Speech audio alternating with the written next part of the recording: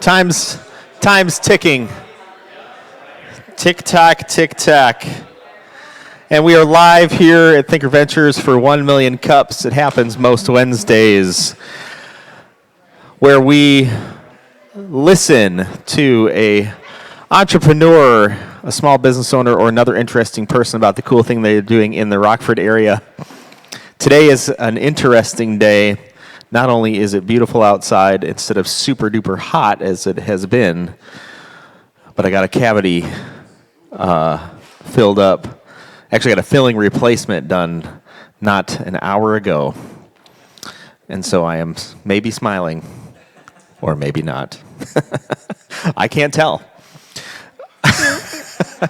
Also, my nose is a little tingly, and I have a stuffed left ear.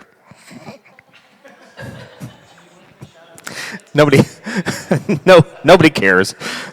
But yeah, sure, why not give a shout out to Forest City Dental and the team out there for the fine work that they did in screwing up my left side of my face this morning. Kidding. Actually, now, and all I was thinking, that's not true. I was thinking two things. One was I hate going to the dentist and listening to that sound and then smelling. I'm not sure if it's my tooth that I'm smelling or what it is. But they were in and out super fast, which is great. So I was thinking I hate this. And then second was, how am I going to drink coffee? Will I dribble all over myself? Those were the two thoughts. And I have not yet dribbled all over myself. But if I start drooling, just give a call out, just like a little hand in the air. Am I talking kind of funny? A tiny little bit? I took a picture of myself today, and it was like, brr. I'm trying to hold on to every little word here as this side of my face isn't moving. That was my morning. I'm not sure what your morning's all been all about. But you're here at 1 Million Cups, and you don't care about my face or my dentistry work. You do care, however, about coffee, which is today sponsored by Jorge Herrera and Rockford Bank and Trust. If you could give a shout out to Rockford Bank and Trust. Yes, indeed. Yes, and we have a great presentation here from John Russell from Skills on Point, which we will do in just a moment. But we do have two important events to get in front of you. First of all, there is a golf play day from Women of Today's Manufacturing, or WOTM. You can find more information at WOTM-rockford.com. If you're into golf and you're into manufacturing, you can join up with the golf play day. It's Tuesday, August 6th. That is next Tuesday. They have an engineering scholarship fund, so it's not just golf. They raise money to give it away to people who want to go into manufacturing. And it's not exclusive to women, even though it is called Women of Today's Manufacturing. They also, if you are really into manufacturing and quick response manufacturing, how to be a better manufacturer, then you need to join up with the quick response manufacturing event they have happening on August 13th, which is a workshop. So they'll be talking about quick response manufacturing and then take a field trip up to Hennig, where you can see quick response manufacturing in process. So those are your events. If you have an event that you know of coming up in the Rockford area in the next 2 weeks, let's say, maybe 3 weeks, this is your opportunity. You can speak into the catch box courtesy of the city of Rockford, and you can tell us about that event. Anybody got an event that they know of coming up in the next 2 or 3 weeks? Yes, here, all the way in the back. Ah! Nice catch. Good job.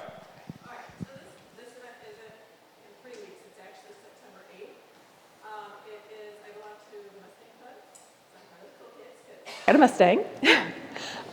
They do a fundraiser every year for like the past 20 years for Bravehearts. And the reason I'm bringing it up today for September 8th is I'm looking for trophy sponsors. So as a trophy sponsor, excuse me, you get to put your name on the trophy. They're going to have several different awards for the different participants that come to the car show, that participate in the car show.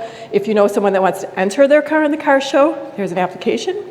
And if you would like to be a trophy sponsor and sponsor a trophy for the event, I have an application for that. So to be a trophy sponsor, because they do need time to make the trophies, I would be needing to turn it in by next week. So that's why I'm bringing it up today, and that's what I have. And the cost? Oh, well, the cost, I don't... It's $25. Okay, for it to be, yeah, everything goes to, yeah. Do you want to give him the catch box? He belongs I'm to just the kidding. Western Fund too. I'm just kidding. Don't give him the catch box. No, my Okay. car's a little cooler than hers. Mine is All right, anyone else? Awesome. Anybody else got an event that you know of coming up in the next 2 or 3 weeks, business related? Unless it's a party, and then you can also announce parties. And I guess one other thing to add on to A party? that. I'm sorry. This is No, good. not a party. No. No, they also have a craft fair at the same time as the Mustang. So if you know anyone that is a craft that would like to set up a vendor table, I'm managing that. So that as well. Awesome. Okay. That's cool. All right. Late. Take the catch box back. Oh. Anybody else? Anything you want to announce? All right.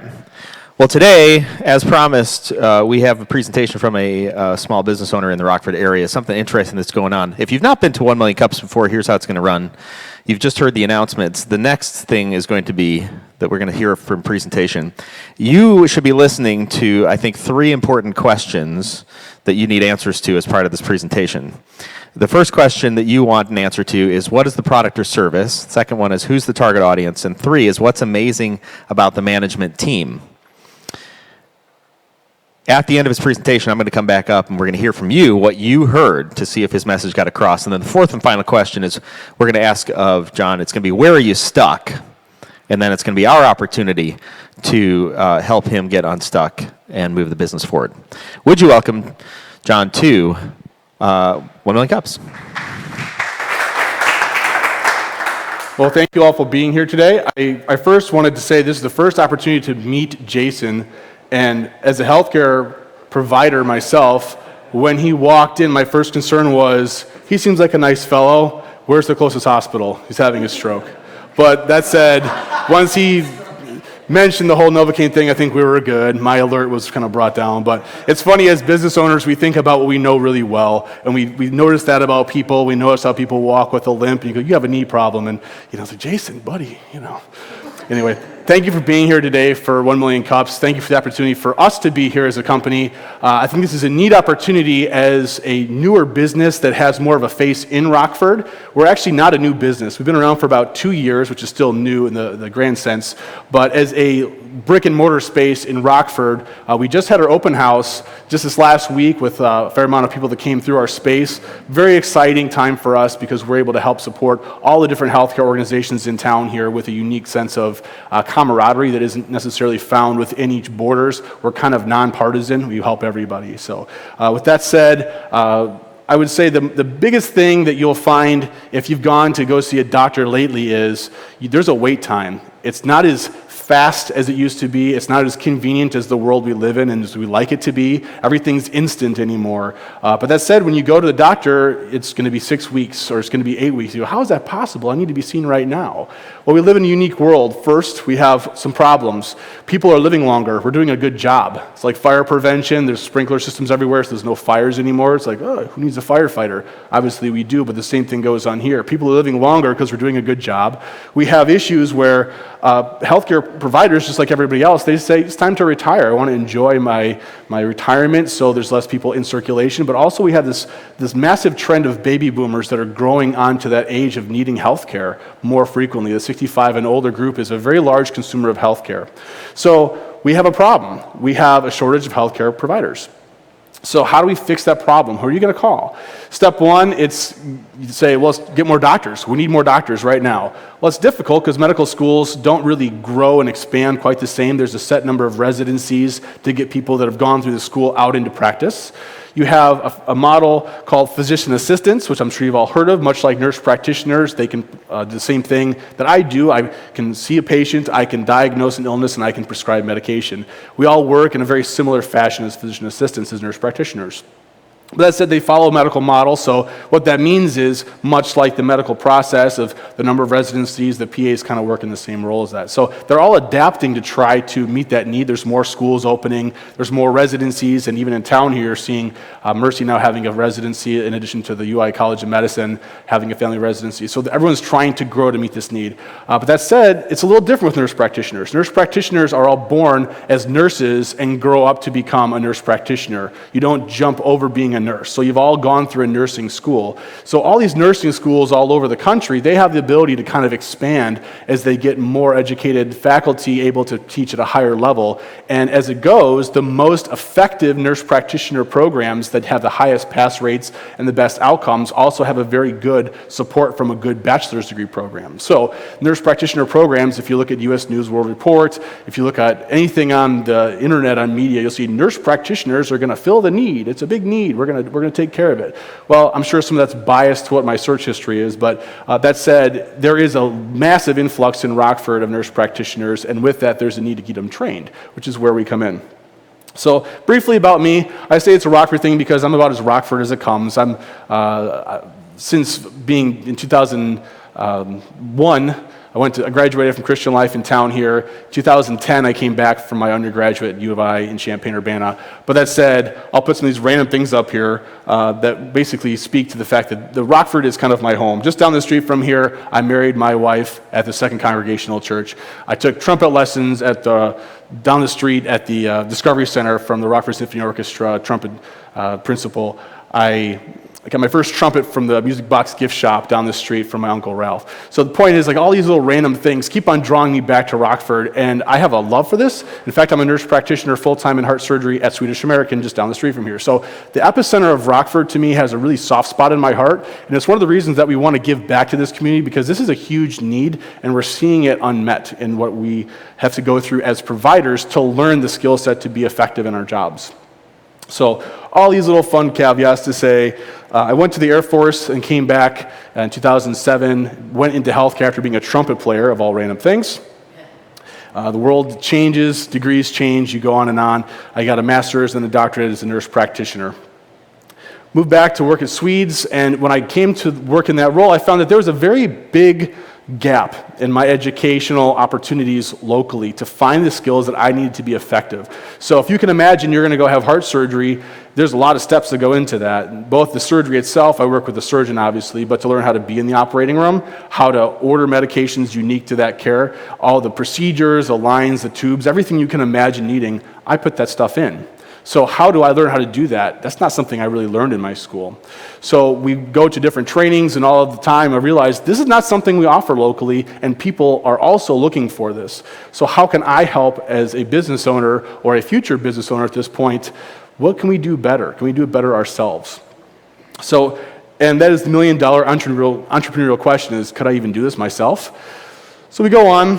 There's a need for all the training. Hard to find classes, it's expensive, they're inconsistent. You go for one day and you get half the content you really wanted. By putting it all together in one spot, we realized we can be much more cost effective, we can help people get the education they need, and yes, we in fact can do it better ourselves. So part of this presentation I think is unique because everyone in this room here, as an entrepreneur or someone who's worked in business, you can say, I've probably had all these questions myself, but to start a new thing, you kind of go through the little mental exercise of what is it that I need to be able to put this concept on paper? And for me, some of the questions I had is, so what's our product going to be? What do people need most out of anything in healthcare? What exactly we found is that suturing, the skill of actually sewing somebody up with an instrument like this, much like a trade skill like welding or learning construction management, these are things that don't necessarily go with a degree. They're just a skill set that you can use to be very technically capable. And just like any of those skills, you can be very proficient and make good money as a degree, or also just as something you do on the side, whether you go on a medical missions trip or whether you're going to do that once in a while. You want to be good at it and taught consistently. But something as simple as an instrument like this is what I use in my job every day to make money. So I said, what if we help people with this content? What if you don't go to the low-end consumer and we don't go to the extreme high-end consumer? There's this middle gap that's not being covered. Most nurse practitioners get maybe 2 hours of training. If you can imagine that. You go through all this schooling, thousands of hours of time studying and learning and getting skills and hands-on training. You spend maybe 2 hours learning how to suture. That's not very good. So what if you go to become a first assistant in the operating room, where you're talking tens of thousands of dollars of training. You're talking multiple hundreds of hours of cases working with surgeons. It's a different thing. Not everybody needs that. But what about that middle ground? So we started with that. We said, well, what if down here, this is the low-hanging fruit. Everyone's going to spend a couple $100. Everyone's going to spend, over another extreme, a couple thousand, maybe $10,000 for training. What about this middle ground? So we started with that concept and said, let's start with a suture training program, and hence Skills on Point. Kind of a neat name, but the same concept is the point is a needle point, so skills on suturing. That's where we started. Our target audience is nurse practitioners. We've found that as we've developed into this, we had no idea who our target audience was going to be. We started in Chicago with courses. We did things that we thought were going to be a good thing for everybody, but we didn't really know where to start. We weren't business trained. I have no business degree. But I can tell you I've certainly learned very quickly, as every business owner has who's succeeded, you have to learn from your mistakes, and you have to embrace your mistakes so that you learn from them instead of saying, I have every answer. It's like, I know where not to go, and I know how to convert that bad decision into a good outcome. So we made a framework. We said, let's try this. I think this is a good proof of concept. Let's build our business. So our mission was to simplify the healthcare professional credentialing process.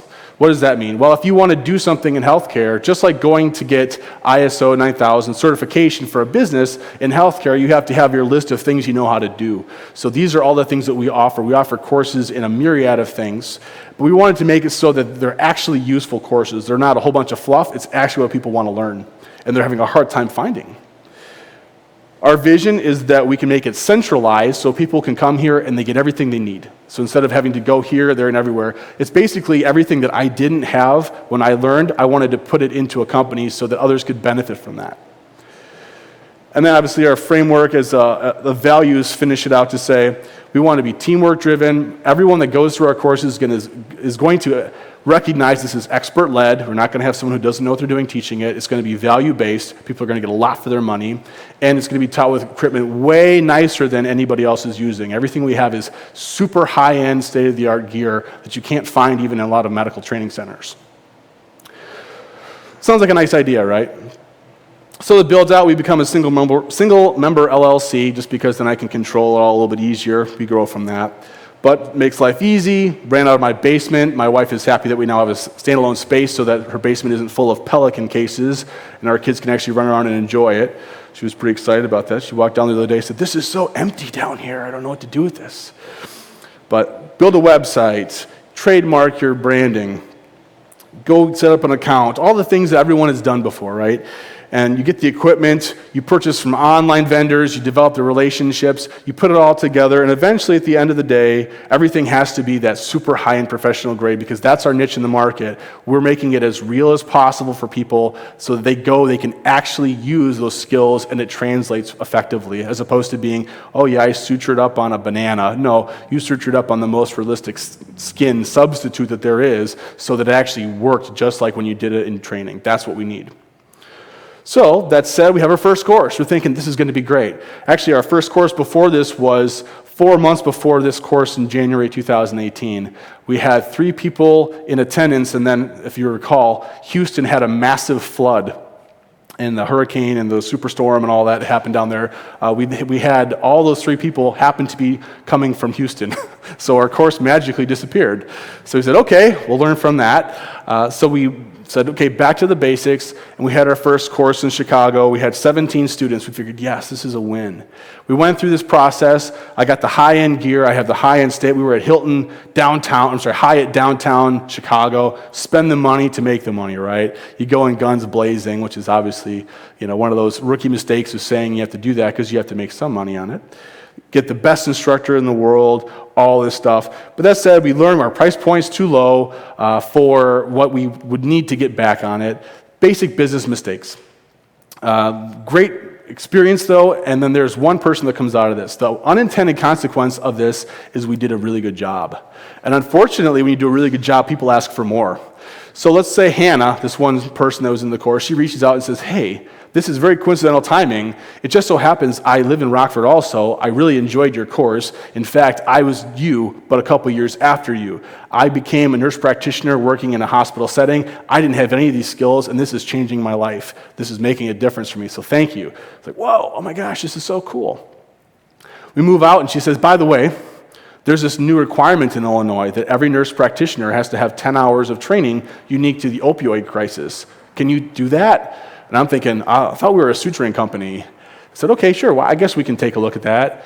So out of that born the very first course that really grew the concept in my mind of it's not what you think as a business owner your clients are looking for, it's what they're looking for that you should be thinking about as opposed to the reverse of that. So the market asked and we responded. We offer and still hold the very first and only course in Illinois to meet all 10-hour requirement. We had a fantastic turnout to our course at Prairie Street Brew House 4 months after the actual law came into effect. They were the first place that offered that anywhere, so to speak, and what's unique about that is half the people that came hardly even knew it was a law yet. They didn't even follow it. We're the ones that told them that. So we're very much on the cutting edge in the front of that, and it ends up being quite possibly one of the most profitable products that we've had is by listening to the market. That said, she reached out, we offered the course, and here's our first conference. It's going well, life's great. People are getting what they need. So every 2 years we now offer this course in town here to help bring people into Rockford so they know about what we're doing. And I'm going quickly through this because certainly slides are there for later, but the concept here is the mindset of what we're trying to get through here is, as a business, what is our product? We're still looking, we're still growing. Is it maybe that we're going to become a continuing education company where we offer conferences? Is it that we offer the hands-on training? We're still not really sure. So I get the opportunity to help pay back some of my bills as a new doctor of nursing. I have to go teach somewhere, right? Otherwise, what's the point of going through all that school? I reached out to a school called Olivet Nazarene University, and they were letting me work as a professor for them. They said, hey, you teach some skills? That'd be fantastic. We want to do a hands-on skills day. There's the FNP, which is the Family Nurse Practitioner Coordinator, so was in charge of the whole program, also recognized that all these people coming out of school, what if we did this in schools?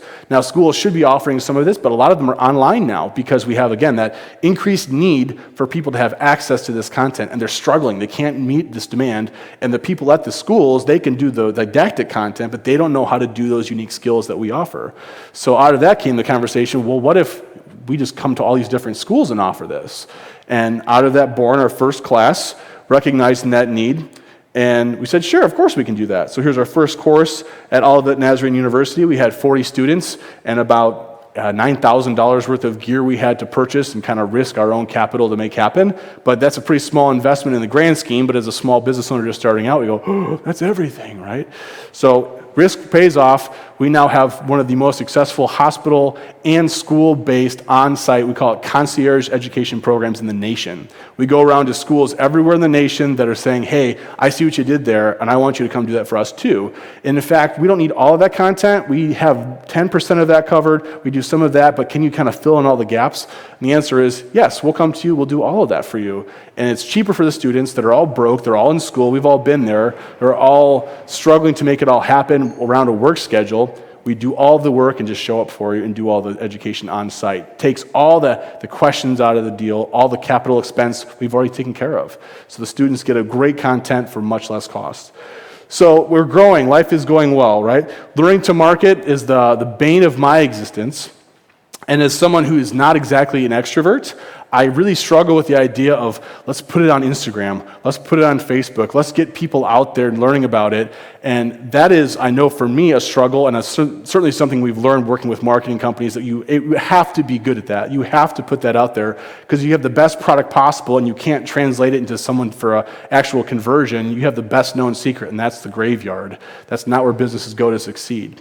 So again, more questions here. So what does it cost for SEO? What does it cost to be the first hit on Google? What does it take to build a good website? What does it take to make it so people want to come back? Funneling and all the drips and all these different things that you learn as you go, but you have no idea about. And how much can I spend on that? How much should I spend? If it's not working, do I spend less or do I spend more? So I'm sure some of you are chuckling going, yep, I get it. But that's just the things that we've had to go through. And certainly coming out some of the other side of it, not entirely, it is definitely a process that we can all learn from each other. And especially in a Rockford that's a very saturated healthcare market, there's a big need locally as well as around the nation. But how do you reach the whole nation without going bankrupt, letting them know about your product? It's a $1 million question. So how do I overcome the cost of attendance for my target demographic and demonstrated value to my consumers? How do I actually make my classes full of people that are actually going to go, this is what I came here for? I knew about this in time so I could actually plan for it and get here. How do you make that happen? And then I realized I have no idea who my target demographic is. So we did a bunch of, over the 1,000 plus people that at that time had gone through our courses, which is still a lot of people. I was able to go through and recognize 90% of the people that were actually coming to our courses were new graduate nurse practitioners within 1 year of education completion. So whether a master's or a doctorate. And also, we had nurses that were saying, hey, that's really cool, or I'm in school to become a nurse practitioner. I want to get that knowledge also, but they want it cheaper. So I have two distinct price points I have to consider with my market. So out of that, we decided, okay, let's take that and run with it. We grow the team, we get all the different people in the place. So we have marketing, we have digital, we have producing, we have in-house podcasting, we have all of those pieces in our sim center so that we can develop the content for our online audience. And then we also have the ability for us as our instructors. We've grown instructors around the country. We have about 30 plus instructors that are all experts in their field. They go around to schools, they do all these unique skill sets that they're experts in, and they actually administer the content that we support, which is really exciting. Everyone has access, whether it be online or in person. You don't have to come to us, although we do have a lot more that we can offer in person at our sim center in town here. We can take anything literally on the road, and we have. And we go to the source. We go to schools. We offer this so the price of admission is much less, and we're accredited for everything we do in-house. We're an approved provider of continuing education. So if the Rockford Public School says all of our school nurses are struggling, we want to offer this content that's unique to this new medicine that we're seeing doctors prescribe for asthma for all these kids. Or what do we do about the cost of EpiPens for people with allergies? What do you do for that? We can offer continuing education right there in town here on site, and they're going to get what they need as participants. So it's very exciting for us. So this is a picture of our new sim center right behind Gustafson's off of East State, off of Fincham Drive. This space is shared on the other side with Hanson, which is a fantastic organization, and Summit CPAs.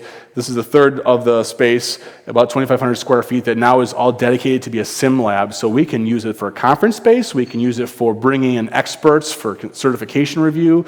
We can organize in such a way that you can literally have mock operating rooms and all kinds of things. So training literally has no boundaries in this space, which is exciting. We partnered together with an organization called AED Essentials, and we use the same space as them, so we kind of co-merge our existences. We're two separate businesses, but we recognize we don't need the same space for everything. And they do all the CPR training and courses for heart association that everyone in healthcare also needs. So again, the point is, as a small business owner, you have to recognize that if you want to go fast, you go by yourself, right? But if you want to go far, you build a team of people that are like-minded and recognize the need, and we work together. Which is really exciting. My final point here is, as we go through all of this content, where does this all go to? What's the end result? We also make all this gear in-house. We ship it around to conferences. That looks like a finger, right? But if you can imagine, why would you ever train somebody on anything that doesn't look like a finger? Prior to our product being available on the market, it looked like a hot dog, because it was literally a hot dog and you put a fake nail on it and said, that's how we're going to train people how to do digital training for people operating with finger lacerations. How is that effective? That's not real at all. This is much more realistic, and that's what we offer. So this is an example of what we do, and that's a silicone heart that we generated on the right-hand side there. So we can actually teach people how to sew and work on a heart that actually looks like a heart, which is pretty cool. This is me and my buddy Blue. We go around the country and teach. The example there, everyone wants to be on Fixer Upper, right? They think that's the coolest thing. So we take courses to places people want to go. This is right in front of Magnolia Farms. I took that picture right in front of there when we were there. We're coming back in September. So people want to go to fun places around the country. We'll go to places where people want to actually vacation and take a week and get away with their girlfriends or whatnot. Our goal is to make it fun to do continuing education. So with that, we've become fairly successful. We've reached out to a lot of different people. But that said, we have also had the opportunity to be impactful with missions work. And my last point here today, and I appreciate your patience to the final point here, is we have been given a lot. And as we know as businesses, one of the things we have to do is be thoughtful of how we can give back. So we've actually developed a 501c3 called Mission Skills. And this is a company that The goal is to help train people, for one, with scholarships here in Rockford to help nursing students that probably will stay in Rockford. People that start in Rockford stay in Rockford. People that come from out of Rockford statistically don't stay in Rockford. So we want to help people that are from Rockford come back to Rockford, get trained in Rockford, and help build up Rockford from the inside with long-term successful practitioners, nurses, you name it. Our goal also is to help empower people going on a missions trip to have all the skills so they can do more with it.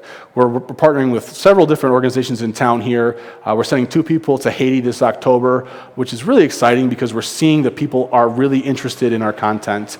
They want to be empowered with this so that they can do more. So all that to say, in brief, what does it look like to go through that process and become a nonprofit? Holy smokes, that's quite an apple to take a bite out of, but we're also doing that. So we said, what do people support that? Would they actually be interested in that? And within 2 days of even throwing it out there under Skills on Point, saying, hey, if we start doing this, what's the support? Well, within a matter of just 7 days, we had $7,500 of courses that people bought just for the idea of donating it onto this. So we have a great mechanism to help people get something in return for getting the fundamental need that they have for education, but also help other people. So trying to be thoughtful in new ways instead of saying, hey, can I have some money to support this? It's, hey, I'm going to give you this, and we're going to help support something else too, and people all win out of that. So it's pretty exciting to see this process. And then in June, just last month here, we became a 501c3, and with that, we are trying to make this so that we can help support our local industry. So in conclusion here, the things that I take out of this presentation really are, you have to listen to your market, you have to listen to what they're saying, and not be willing to say, I have the product you need, here it is. Although Apple may get away with that with the iPhone, when they're talking about things that are kind of intangible, we have succeeded considerably in a market that there's nothing else like this here, but specifically because we've asked, what are you guys looking for? And we can help with that in ways that maybe I didn't normally think were the actual need that became the biggest satisfier to our industry. So very much so, I appreciate your willingness to hear my presentation here and any questions you have about us. All right, let's give John a hand. Thank you. Fantastic presentation. Now, we do ask every presenter to answer 3 important questions as part of their presentation. We're going to review those with you now. So this is your opportunity to tell us what you heard as part of this great presentation. The first question is, what is the product or service in your own words? How would you describe it? Anyone? Yes, sir. Education. Okay? Yes. Medical skills training. Medical skills training. Even clearer, yes. It's training in an area that did not, there was a void.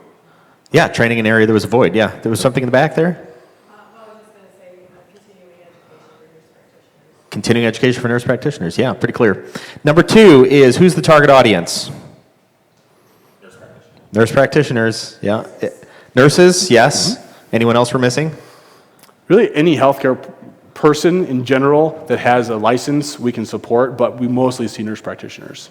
All right. And if you don't have a license, then Good luck. good luck. Can't help you. Don't do that. It's frowned upon. Yeah, you don't want that. Number 3. Just you give away those fingers at like Yeah, there trade you go. shows and stuff. Here, have a finger. Here's Yeah, some you got a finger. sutures, You can figure it out. Yeah. Figure it out. Good luck to you. Number 3 is what's amazing about the management team? What did you hear? They listened. Yes, absolutely. They saw a need. Yes. In the back, I think. Yes, absolutely. I love that point. You don't create something and then see if everybody's going to buy it, but you tested it to see what was going to stick. That's excellent. Now, 4th and final question is for you. Where are you stuck? It seems like things are going really great. Where are you stuck, and how can we utilize this community to serve you? Yeah, I'm excited by the fact that we have had very steady growth. Everything seems to be moving in the right direction. We've learned from our mistakes. But that said, the one thing, as I mentioned, we need that. This is what we're looking for brought to us in some cases that we don't know about. And I'm not going to go knock on every door and say, hey, do you need anything medically? That doesn't really work. But as we're seeing people, for example, like Rockford Public Schools, sexual assault, nurse education, opioid education, these are all unique things that are being kind of thrust upon us as a industry saying, you have to have education in this. You have to have this, otherwise you can't fill in the blank. You can't work in the emergency room, or you can't work as a nurse practitioner. So I look at that as a huge need to say, if there's things that you are in your industry seeing a need for continuing education, I would say, please let us know.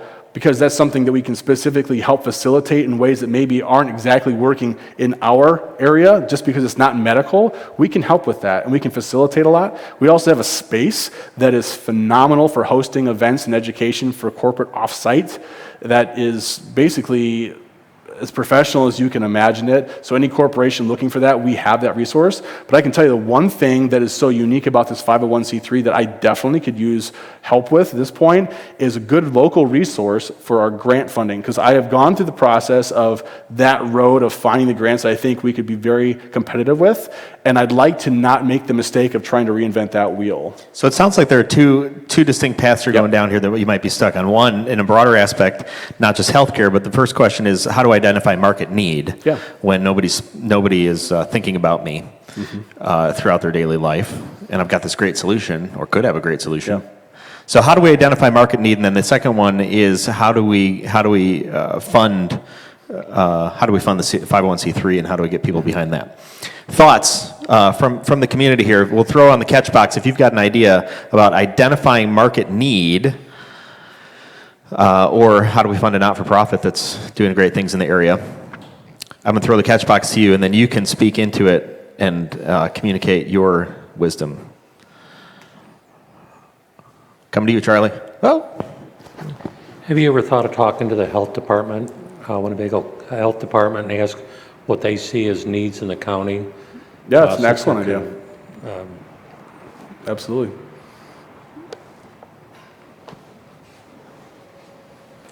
You got to pass it on. That's the rule. Can't hold it. I think what you're doing is fantastic, John. Thank you. Two things. I know of a need in town is smoking cessation courses because the health department is not getting grants and funding for that. And you call the Illinois hotline and you're put on hold. It's not good, and obviously there's a need for that. Second of all, I know a couple people who worked in the medical community who wrote grants, and maybe I could hook you two up. That'd be wonderful. Yeah. Great. Good connection.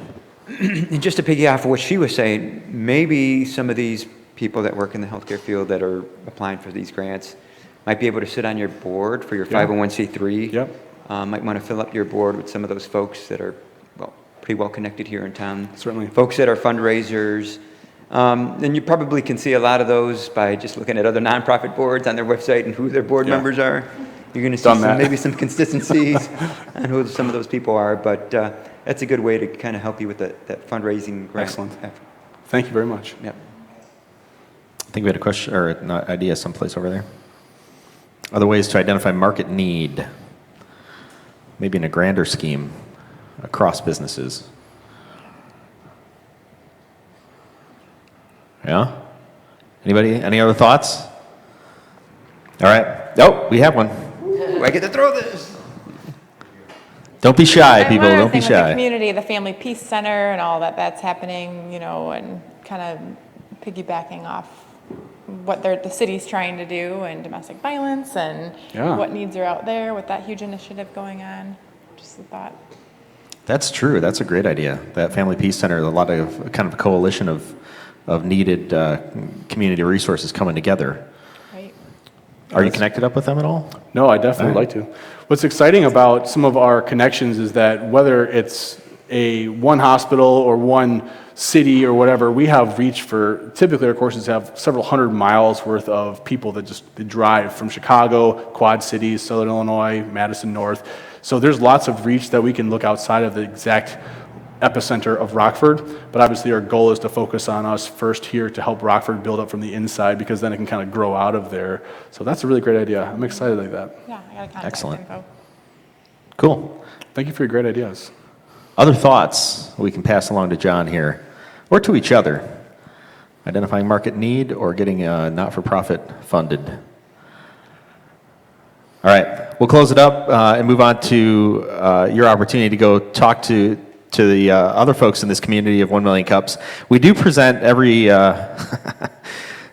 who comes up here and gives their presentation with this fine coffee mug from 1 Million Cups. Thank you very much. Let's give him a round of applause for another great presentation. Much appreciated. Very selfishly, I'd like to know from a medical professional when my nose will stop being numb. It's starting to itch. It's like a combination between numbness and itching. Give it about 20 minutes, you'll be all right. It's never coming back, I mean, sorry. Yeah. Right? Yeah. What about when I start to go, my eye goes dark on the left side? As long as your eyebrow moves up, you're okay. Is it? That's the key? You're good, yeah. I'll do that once in a while. I'll walk up to people. And they'll be like, what's going on? Is my face okay? Just checking my eyes. Are you sure? Still okay. All right. Well, it's a beautiful Wednesday out there. Again, coffee is courtesy of Rockford Bank and Trust, Mr. Jorge Herrera there in the back. Yes, give him a hand. It's okay. You can do it. Yep. And if you want to get connected up with Skills on Point, John, and get him connected up with the community and the great things that are happening in the Rockford area, this is your opportunity. Go, be kind to one another, and have a wonderful day. Thank you all.